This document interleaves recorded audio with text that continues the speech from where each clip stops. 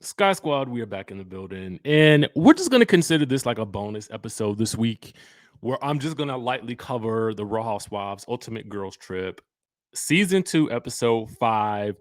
This show is literally everything to me right now. Like, it is giving me everything that I needed to give because it is so chaotic. And actually, before this episode, I felt like the drama was not so dark until it got dark on this episode. Okay. And we'll get to what I mean by dark in just a bit. Okay. But before we get there, I just want to say if I were to rate this episode on a scale of 1 to 10, I would give it a 10. Okay. I would give it a straight up 10 because there is so much chaos and confusion. And there continues to be this sort of unsettled drama between and among, I would say, Dorinda and Jill, with Taylor and Brandi, and some simmering. I don't know what's going on with Vicky, but I will say that Eva and I think Phaedra are really bringing the heart, the warmth, the fun to this franchise. And it's just epic to me. Like, it's giving me everything that I need. And what I love about this show is that I think it's really an interesting look at what it means to be a housewife that has either been put on alleged pause or who is no longer a part of the show, and what those feelings are, whether they are resolved or unresolved. Okay. Because by and large, I feel like Eva and Phaedra are pretty much very comfortable in their not being on the show. Although I think that if they made the right offer, Phaedra would definitely go back. And we know that Andy wants her back and the network wants her back because clearly they continue to invite her to be a part of different franchises. I think that there is likely an interest in having Tamra back. I could see her going back after this, especially with the loss of Noella and the other lady, the doctor lady, Dr. Jen Armstrong, who both announced their departures from the show, okay, yesterday. So I could see Tamara going back, even though I think it would be interesting because she does tend to talk about housewives on her podcast.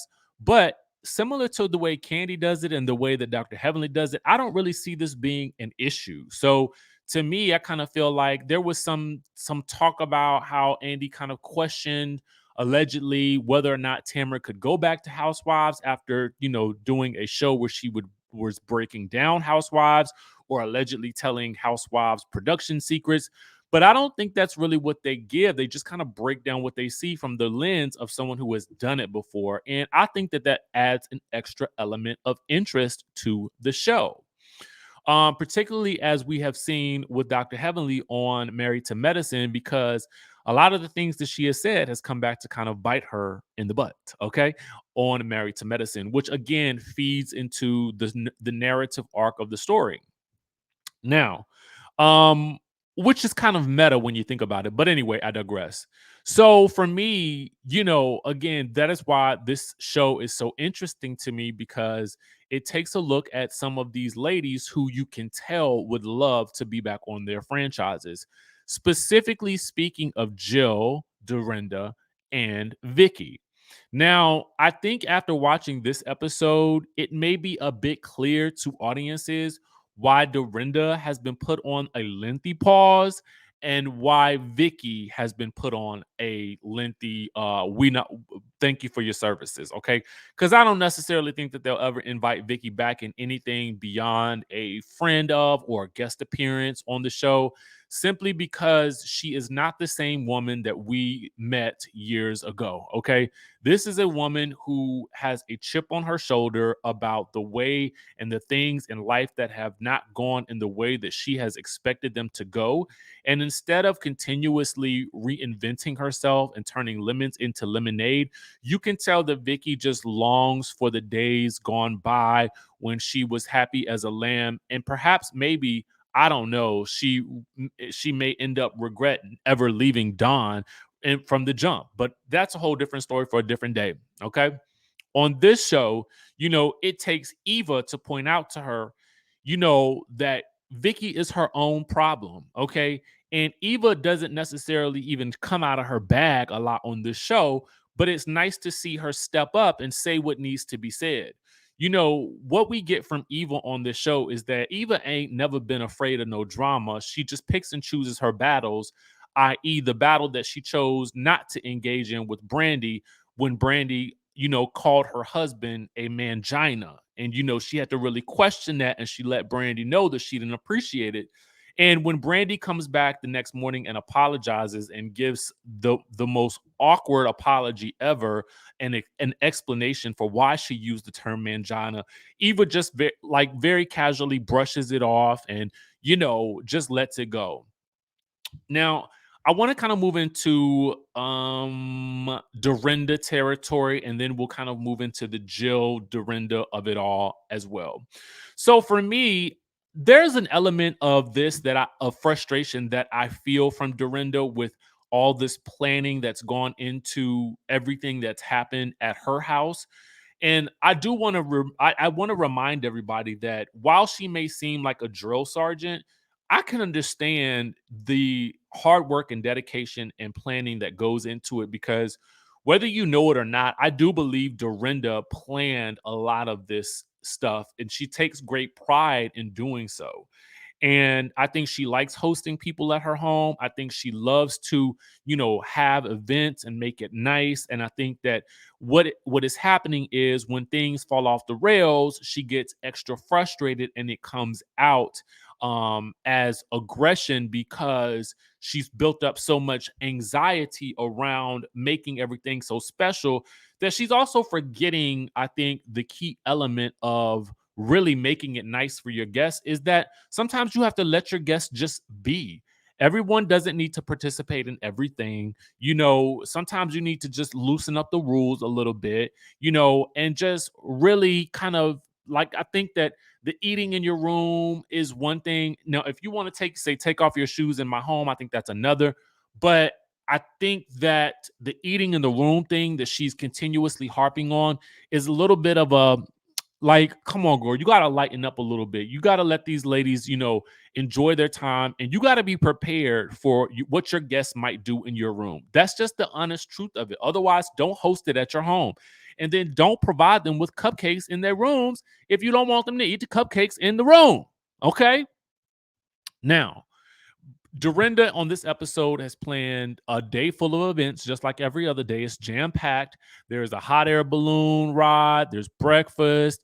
There is lunch in the town at the, there is a pool time, to hang out at the pool. There is also some um uh a dinner as well. Now there are several all arguments that occur within this episode with Dorinda and Jill that stem from really Jill in the last episode wanting to watch Eva work and wanted to come and see if she can sit in on the radio show. And I do believe that Jill was being thirsty, and I don't blame Dorinda for telling her, yo, like, leave her alone, because Eva was too polite to say it, right? Well, she said it like, no, girl, you're not coming to my room. But I think Dorinda was like, girl, stop being so thirsty, because I think that's just Jill. She was thirsty, and Jill cannot deny that she was just trying to, ultimately Jill wants to be back in the spotlight. I do believe that firmly 100%. She wants to be back on some type of show. She wants some way to get into some level of fame. And I don't understand how people get to that space. You know what I'm saying? And I guess for some people, they say fame is addictive. And I don't quite understand it, really, to be honest and truthful with you, because I think that there is ups and downs that come with fame. So for me, it's like just enjoy the moment of where you are in your life, Jill. To me, there is, okay, it's two things in life. Well, really three, okay, in terms of this situation. There is fame, there's getting money, and then there's money and fame. And so I think when you sometimes for some people, when you have the money, you still want the fame, right? If you don't have both already. And I think for Jill, she wants both, bottom line. And for me, my thing is, give me the money any day, okay? You can keep the fame because the money is what's gonna really make you make life easier for you at the end of the day. But I digress. That's my own personal philosophy. There is really a simmering beef between Dorinda and Jill because I think that there were times that I think that Jill felt like she kind of may have taken a part in Dorinda becoming a part of the show. I think that there's also a thing where Dorinda feels like once she got on the show, Jill expected her to allow her to continuously come in and film with her and be a part of the show in some way, shape, or form. And Dorinda just wasn't trying to do that. I have heard that when it's in the season time, Dorinda is nothing but about the season, and that is it. Okay. And that's where her focus is. Some women are really about the show and that they live, eat, sleep, and breathe the show when they're on it. And I think that there was an expectation there from Jill that she just didn't get from Dorinda. And I feel like she feels a certain type of way about it. Now, I think that's the core of the issue that the ladies wish that they would get to. And when they finally get to it at this dinner and it turns into this whole like nightmarish argument, I really thought that Dorinda was going to bulldoze Jill, but Jill surprisingly held her own in this moment because Dorinda really went to a place because she was drinking of just kind of being really nasty towards Jill in her discussions about I was on a show that you were no longer on and you wanted to be on that show. And Jill has to tell her, like, girl, like maybe that you were on the show, but you're not on it anymore. Okay. Boom. Like that's the bottom line. We both in the same situation. Okay. Ultimately, Jill just kind of tries to pacify Dorinda because she knows she's not going to get anywhere. Jill doesn't drink. Dorinda does. And Dorinda basically, when she's drinking like that, there's really no getting to her. And while I enjoy it sometimes when she goes off, I think in this episode is a perfect example of what happens when she goes too far. Now, speaking of, I don't want to say going too far, but there's a moment in this episode where during this dinner, okay, during the dinner scene is really where things really kind of get jumped off between Brandi and Taylor. And Taylor is still harboring resentment because, Brandi on season 2 of The Real Housewives of Beverly Hills outed the fact that Adrienne Maloof used a surrogate to have her sons. That wasn't previously known to the public, but Brandi spilled the tea and Kim Richards ended up telling Adrienne Maloof. It created this huge issue. And I believe Adrienne didn't show up to the reunion that season because it was just a lot of trauma for her and her family. Brandi claims that the two are in on good terms now and actually talk frequently, but Taylor is still holding on to this, which happened over a decade ago. Now, I don't know if this was just Taylor's way of having something to talk about or argue about or, get at Brandi about. I do think that Taylor has some simmering resentments toward Brandi, but I do think that they might be misplaced because I think what Taylor really is still upset about is the way that Brandi came at her about writing that book after her husband Russell, took his own life. And Brandi basically said that, you made that moment about yourself. You wanted the money, you wanted the fame. But, for Taylor, she was like, I was just trying to survive and do what I can and whatnot. And I think that Taylor really hasn't let that go. So Brandi says something about, what Brandi says to Taylor about Russell's husband passing, it really it went to a dark, disgusting place. It went to a place that really, honestly and truthfully, Eva had to get up from the table. Like it was so nasty and disgusting because you're talking about somebody's, whether or not the man was abusive to her, and he allegedly was. The fact of the matter is he's not here. And this is someone's whose spouse died. So the way Brandi cavalierly tosses it around and sort of uses it as a weapon against Taylor, it's absolutely disgusting, which we all know. So Dorinda is upset because her husband passed as well, so she can really identify with Taylor. But I think in this instance, this is one of those spaces where if certain people at the table were like, well, Brandi goes low, so don't argue with her. But the thing about this is that I feel like Brandi is can go so low. And she basically says it like, if you come after me, I'm going to come after you and I'm going to go extra hard and I'm going to go as low as I possibly can. That's not okay, to be quite honest with you, because you still want to be able to maintain a space in your mind where you're never going to go, where no one's ever going to be able to take you. And to me, that's emotional intelligence. And Dorinda is so drunk and wasted and offended that she basically insinuates, well, something about, I can't even say it, but she relates that situation to Brandi's kids, okay? Which is something I believe that there's power in the tongue. So I believe that you don't speak things onto people. And so that's the reason why I'm not going to say it here. But I think you guys get the reference that Dorinda was making. And to be honest with you, I knew Dorinda was going to go there before she even opened her mouth. I don't know what in my spirit told me she was about to say it, but I knew she was about to say it. And here's the thing. If you are the type of person that is going to go low, you have to be prepared for someone else to go even lower. Okay. There will be somebody else that will go even lower. I'm not saying it's right, but I'm just letting you know, if you are that person, if you think that you can go low, someone is going to go lower. So you always have to maintain, again, a space in your mind that there's a place that you won't go and you refuse to allow anybody to take you. Okay.